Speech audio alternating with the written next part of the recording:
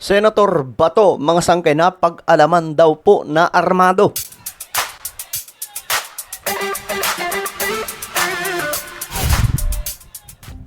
Hello, what's up guys? This is me. We are back dito sa ating YouTube channel. Kamusta po kayo mga kababayan? Mga solid sangkay na nanonood ngayon. At ito nga po pag-uusapan po natin ngayon. Itong bali-balita na itong si Senator Bato daw po ay ready to fight mga sangkay. At mayroon daw pong armas.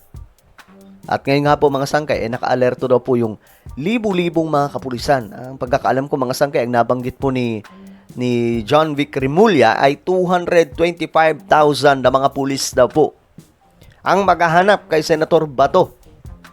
Ngayon mga sangkay, alamin po natin yung impormasyon na ito.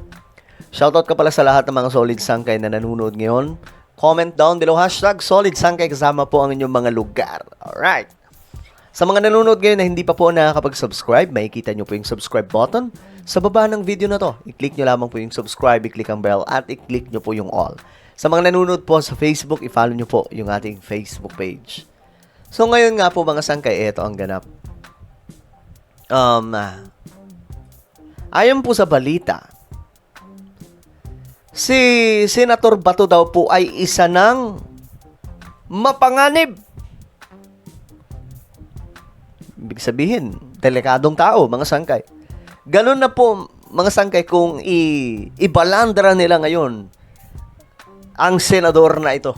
Dahil nga po, pugante di umano, mga sangkay. So well, tingnan natin.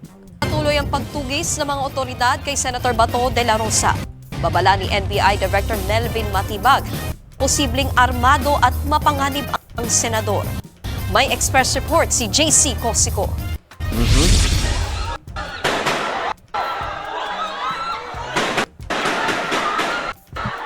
Pagkatapos ng barilang yan sa Senado noong May 13 huling nakita si Senator Ronald Bato de la Rosa.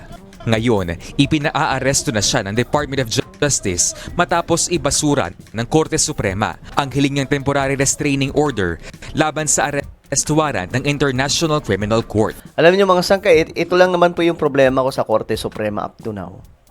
Para silang, alam niyo yun, yung pa-inosente. Ayaw po nilang sabihin kung ang ICC ay may jurisdiction ba dito o wala. Wala, mga sangkay. Halimbawa na lang, hindi nila pinagbigyan itong si Bato ng TRO. Okay.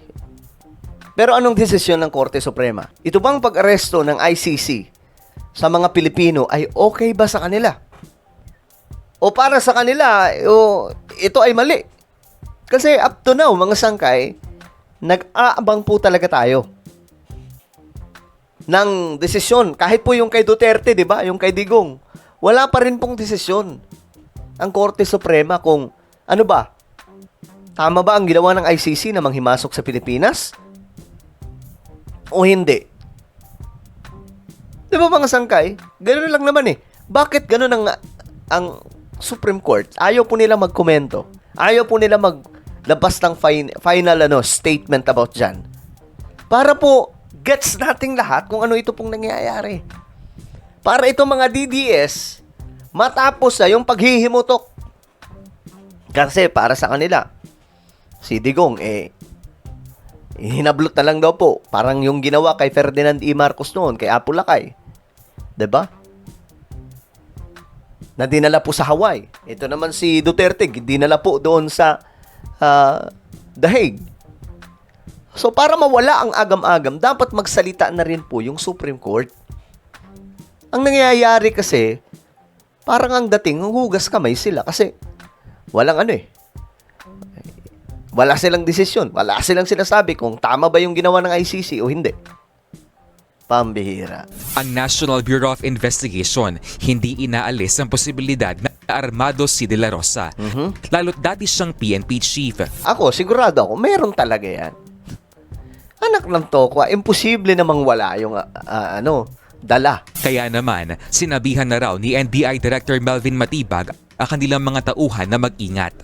It's one of the major concern kasi nga galing siya sa law enforcement, so he knows how the law enforcement officers behave, kung paano siya itatrack or hahanapin. Nag-deploy na ng tracker teams ng NBI para hanapin at arestuhin si De La Rosa. Medyo mahirap yan, mga sangkay.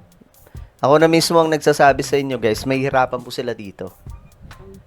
Pag mga general, mahirap po talagang hanapin yan. Kita nyo sila Lacson nung nagtago, nahanap ba nila? Hindi. Si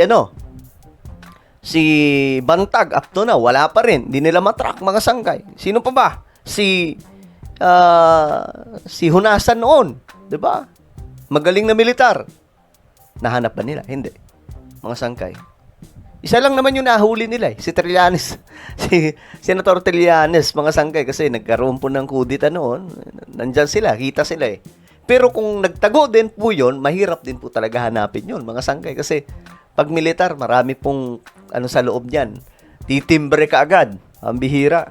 Sa ngayon, wala naman daw record ng Bureau of Immigration na lumabas na bansa si De La Rosa. Tingin ko rin hindi lalabas yun. Baka nga pwede. Baka nga mangyari sa Mindanao lamang po yan. Lawak-lawak ng Mindanao. Ang lawak ng kagubatan ng Mindanao talaga. By the backtrack namin from the time that he disappeared sa Senado noong early morning of May 14. At the same time, we already ordered yung lahat ng district and regional offices to do their own monitoring po sa kanilang respective areas. Panawagan ng NBI sa senador, voluntaryo na lang itong sumuko at harapin ang kanyang warrant. Eventually, the law will catch up with you and the law enforcers will get you kung saan ka man naroroon. Sabi nila yan, mga sangkay. Isa sa halimbawa dyan, si Atong Ang. Di nga din po nila nahanap eh. 'Di ba? O, kamusta? Si Atong Ang ba nahanap nila? Hindi. Si Bantag ba nahanap nila? Hindi. 'Di ba, mga sangkay? Malabo eh. Hanggat hindi po nila nakukuha, parang ang hirap maniwala. 'Di ba? Hindi po kasi tulad nung una, mga sangkay, yung NBI noon, talagang mga matitikas eh. Magagaling maghagilap. 'Di ba? Yung mga NBI noon, hindi social media yung binabantayan. Talagang yung lahat ng mga loko-loko eh. Lahat ng mga matataas, high-ranking na mga loko sa Pilipinas ang hinahanap. At nakukuha po talaga nila. Ngayon, mga sangkay kung ano-ano na lang. 'Di ba? Well, tingnan po natin. Malay naman po natin si Director Matibag ganun po kagaling. At mahanap po niya talaga itong si Bato. Kasi, pambihira eh. Nandun na nga po sana sa Senado, nakawala pa, pambihira. Panawagan ng NBI sa publiko, i-report sa mga otoridad sakaling makita nila si De La Rosa. Pwede raw managot sa batas ang mga tumutulong sa kanya na magtago. Wala, hindi obra yan yung mga ganyan. Yung mananagot sa batas yung tumutulong.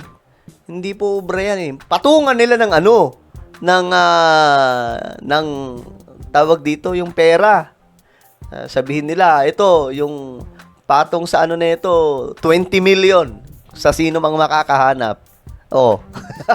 Marami magkaka-interest dyan. May pabirong hirit naman si Matibag sa sinabi ng abogado ni De La Rosa na si Attorney Jimmy Bondoc na maaari umanong idaan sa kanila ang ICC warrant ni De La Rosa. Pero mali naman po yung lawyer, sasabihin sa kanya i-serve yung warrant at siya mag-serve. Wala pong ganun. Baka kasi ang iniisip ni attorney is let me be the one to serve the warrant, di ba? Let me be the one. Hindi, bago pa lang kasi talaga itong si Jimmy Bondoc eh. Kaya sablay yung mga pinagsasabi. Kaya nga po kung si Attorney Panelo lang po talaga yung humarap nun, ay talaga nga naman.